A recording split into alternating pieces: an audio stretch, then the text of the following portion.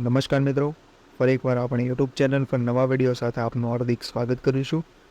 જો તમે આ ચેનલ પર નવા હોય તો આપણી ચેનલને સબસ્ક્રાઇબ કરી લેજો જેથી સરકારી ભરતીને લગતી અવનવી અપડેટ્સ મળતી રહે।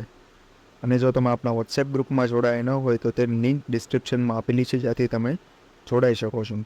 સાથે તમને આ વિડીયોની PDF તેમજ અન્ય ભરતી વિશેની તમામ માહિતીઓ મળતી રહેશે।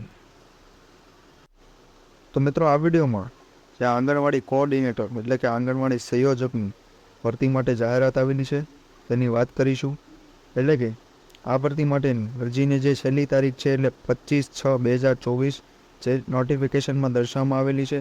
તે ઉપરાંત પગાર પણ 25,000 સુધીનો દર્શાવવામાં આવેલો છે। તો આ ભરતી વિશેની સંપૂર્ણ માહિતી આ વિડીયોમાં મેળવીશું। તો ચાલો મિત્રો, વિડીયો શરૂ કરીએ।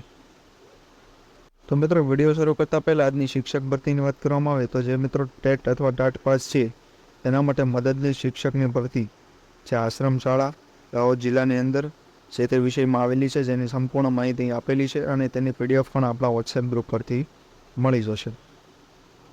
તો મિત્રો, આ જે આંગણવાડી ભરતી છે જે અમેરિકન ઇન્ડિયા ફાઉન્ડેશન તાપી જિલ્લા માટે જે નીચે મુજબની લાયકાત ધરાવતા ઉમેદવારો, જેમાં એકેડેમિક કમ આંગણવાડી કોઓર્ડિનેટર એક, જેનો પગાર 20,000થી લઈને 25,000 રૂપિયા દર્શાવવામાં આવેલો છે, જેની લાયકાત DLED અથવા તો BEd MEd અને MA ઇન એજ્યુકેશન દર્શાવવામાં આવેલો છે।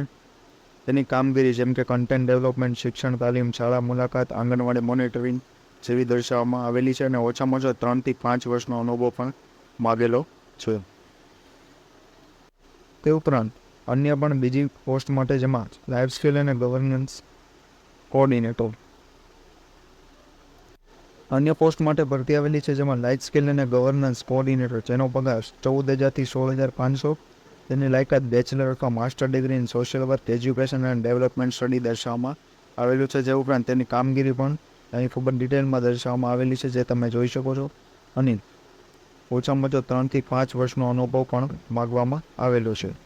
તારીખ 25/6/24 સુધીમાં સંપૂર્ણ વિગતો સાથેની અરજી ઈમેલ દ્વારા મોકલવી, જેનો ઈમેલ નંબર પણ અહીં દર્શાવવામાં આવેલો છે। તો આજના વિડીયોમાં બસ આટલું જ। ફરી મળીશું નવી માહિતી સાથે।